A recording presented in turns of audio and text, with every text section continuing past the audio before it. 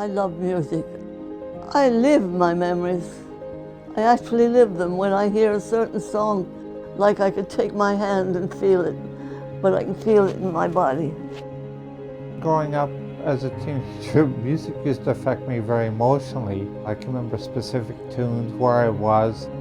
They go ahead and play it, and you listen to it and you think, gee, I haven't heard this for a long, long time, and it makes you feel good. Doing musical activities needs to be constant all through the day. There's no one way that music decreases isolation and loneliness. There's different creative ways that music can be used to infuse someone's life with meaning and purpose, which ultimately decreases isolation and loneliness.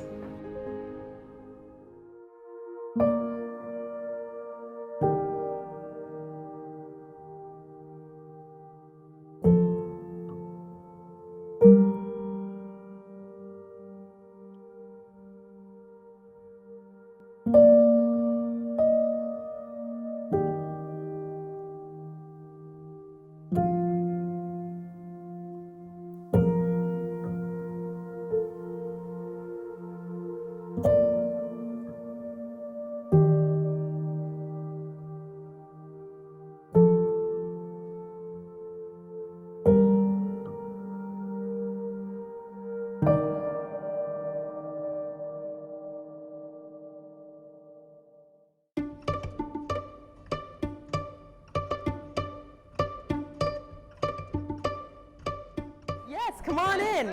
Come on in, let's get you a chair. Thank you everyone for being here today. We so very much appreciate your time. We are going to change lives here using music. Room 217 is a social enterprise dedicated to infusing music into healthcare settings. So there's many different ways that Room 217 assists in this process. The first way is through education. We have music care training, which is accessible for all types of caregivers and teaches them how to use music in their practice. We also provide caregivers with resources that make it really easy for anyone to incorporate music into different healthcare settings. We conduct research to collect evidence showing that music does make a difference. What we're really interested in is in changing the care experience for people, improving quality of life, and helping people to engage socially using music. We'd like to see music care be a standard of care in Canada. So the Partners program is our big major research project that we're working on right now. We're trying to show that we can help communities use music across all of the different scopes of care that they provide. For our Ontario Trillium Foundation GROW grant, we need to be in 3 different catchment areas. And our catchment areas in which we're recruiting 24 long-term care homes to participate in our Partners program are Hamilton, Toronto, and Kitchener-Waterloo. So we did our first cycle, our first iteration of Partners GROW here in Hamilton. So the Music Care Partners, why I love it so much is it's creating this operational process, really a sustainable model for integrating music not only into the care culture and into the community of care, but into people's personal care plans. We're looking at reducing isolation and loneliness in long-term care. I think a lot of people think that they need to be musical in order to use music, and especially healthcare providers. Every single person is innately musical. We're trying to educate people and show them that they can use music even if they're not professional musicians.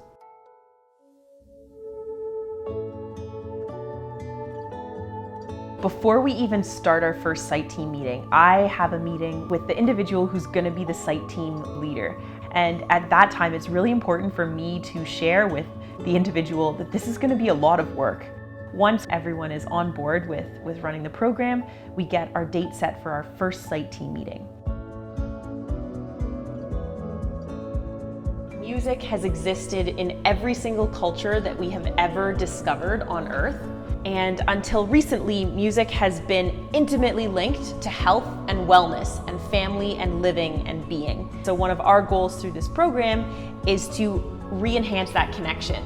Site Team Meeting 1 is the first opportunity that I have as a facilitator to meet the site team. In that moment, we're introducing them to the concept of music care. We begin to talk about the process of developing a music care initiative for that particular home.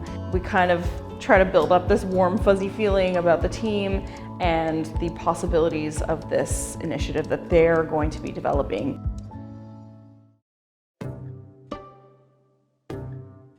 After Site Team Meeting 1, all of our homes have music care training.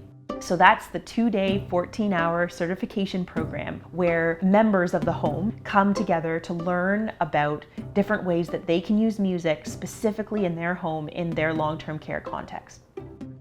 As we're beginning this journey of using music more intentionally in care, one of the first ideas we might have is like, oh, I'm going to try and talk to the residents and find out what their favorite songs are. And that question can stump people. Yet when we ask, what is a song that's been significant to you? That invites so much more possibility for conversation, connection, for specificity, for depth. We got the opportunity to write a couple songs for our home, which I was a little bit skeptical that we'd be able to do, and it was like very easy, and now we're really trying to integrate those 2 songs into everyday life at Queen's Garden. Well, I learned about how in the morning I don't put on like really excitable music. I kind of put on more soothing music, and I find that that helps keep the overall environment very calm. Before, I'd put on like Elvis and rock and roll, and then I'm wondering, why are all these people so wild, right? But the music really affects and the tone of the music. Site Team Meeting 2 is where the dreaming and the planning begins. It's where we invite the site team to come up with their most abstract, coolest, unique ideas about how they could use music in their home to address isolation or loneliness. The one that seemed to resonate most with people is to have a jar and have popsicle sticks inside with different musical activities or tasks you could do with a resident. So anyone at any point in their shift can come in and pick something out of the jar with the task on it. That was great. One that we really liked. Site Team Meeting 3 is where we get into the nitty-gritty details. You want to run a variety show. How are we actually going to make that happen? What are the tangible steps that we have to go through to make this music care initiative come to fruition? And after our planning meeting, Site Team Meeting 3, our facilitator might need to meet with the site team leader a few times just to get everything in the works and ready to go. But then we actually implement the plan. For a period of 8 weeks, the site team and their long-term care home, they run their music care initiative.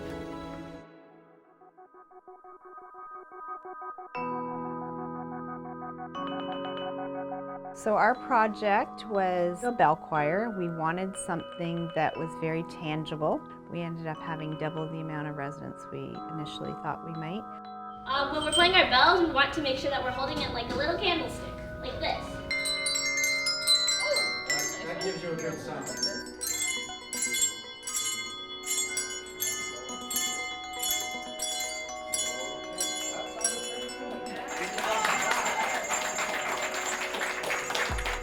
The residents at Queen's Garden were very musical. There was lots of smiles and there was lots of laughs, but I think one of my favorite things are like the serious ones where we're having fun in a bell choir, but someone might be like really seriously like, I'm gonna hit this part, this is my spot, like this is my bell. And that's something I found really cool, is something I could see in the residents. Some of that sense of purpose really come out. Well, playing it, I've become very focused because I want to get my, on cue. I keep threatening that I'm going to order some kazoos. I love to be in music. Those bells, you have to make them ring. I know which note is going to come after a note by my ear. Do, re, mi, fa, sol, la, ti, do. So that's why I wanted to be there. I can sit there and listen to music and I can make my own story. I like the bell choir. But I like to move a little faster than they do.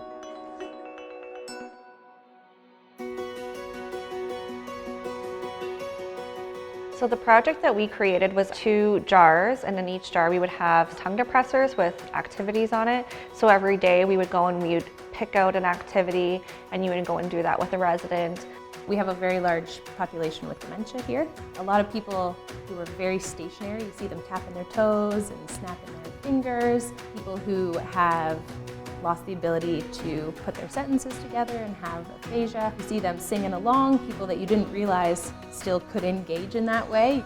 Absolutely wonderful to see the people who have trouble walking or they have a shuffling gait get up and really shake it, like they're in it, their hips are moving, and you just never see more smiles on the residents' faces than when you're doing something with music.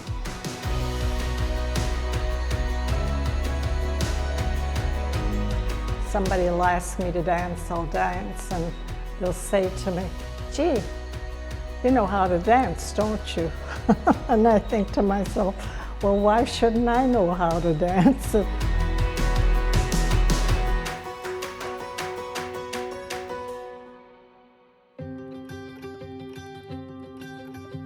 Victoria Gardens in Hamilton chose a MusicCare initiative that was focused on singing.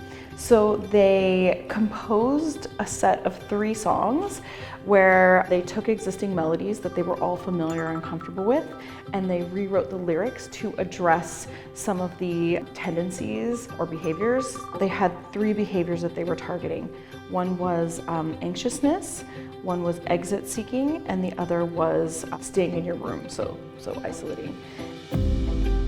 I was an entertainer, and I came in here to be with her and to help her. We were involved with this, and I thought it was a tremendous project, and I was amazed at all of the progress they made. And one of the tunes that they did was Amazing Grace, and that's Delina's favorite tune. Quite often she hums it.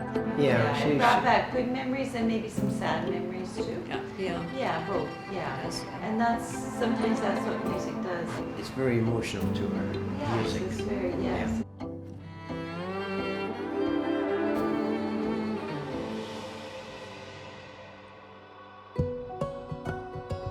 So the MACASSA Lodge initiative was called Musicassa, and they wanted to have spontaneous musical moments throughout the day for their residents.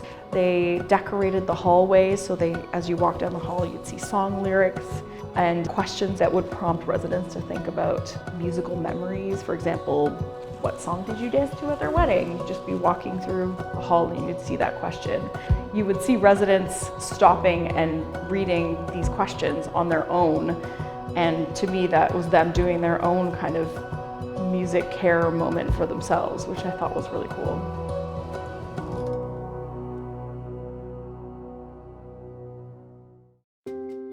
After the 2 months, we get ready for Site Team Meeting 4. And it is a lot to get ready for Site Team Meeting 4 because we have to actually analyze all of the home's data, both qualitative and quantitative, because our job is to present, objectively speaking, the results that happened through the 2 months.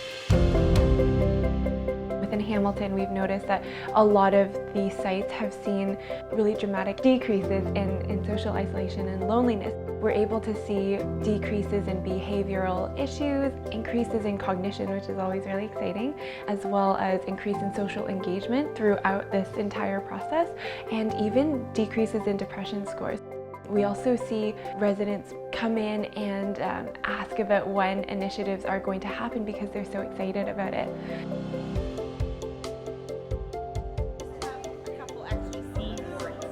Our final site team meeting is really a celebration. We often love to invite families and other key community members to really spread the word and celebrate what has happened through partners. Welcome all of you, and it's so nice to see so many new residents who are supporting this music initiative. We're going to start with our welcome song, which we wrote hoping that it will be something we use as each new resident moves in, that we can sing it to them to make them feel welcome. So now, Dawn, we're going to sing it to you because you're new, and Basil, you're new, so we'll sing it to you as well. That great start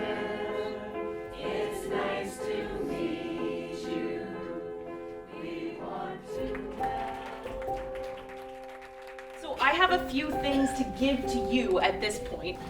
So we brought you a really nice poster with So you guys as a community have done this whole initiative and you get to pick where you go next. We've walked you through the process once and now you have the skills and the tools to do it again if you like. So you can go back to explore and think about another community challenge that you could address through music and follow the same process. Kazoos! There you go.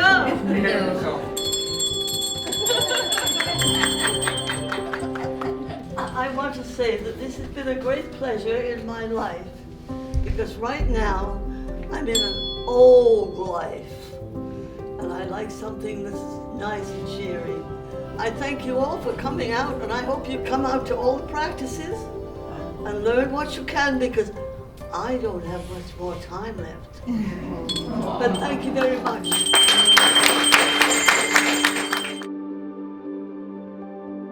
We share with the home that we have created all of the tools that you need to redo this entire process without us. And that, I think, is the most powerful thing about partners. We are setting up a home to iterate the process of thinking through how can we use music in a meaningful way to address a problem, to take on another challenge, such as depression, such as resident falls, through music, because they now have the baseline knowledge they need and they have a process by which they can do that. Not everybody inherently has these musical tools. Not every home has a music therapist or a recreation therapist that's super comfortable with music. That shouldn't mean that those residents don't have something that can be so beneficial as music in their care. It's a wonderful way to reach many people all at the same time or to overcome some of those very specific resident barriers. Just because people get old doesn't mean that they stop liking music. I hope that when I'm 80, I'll still love Nicki Minaj and I'll be in my room 80 rapping. Like, I think that'd be amazing. Music can actually help make neural connections and make new neural connections. Music can help rehabilitate. Music can help reconnect.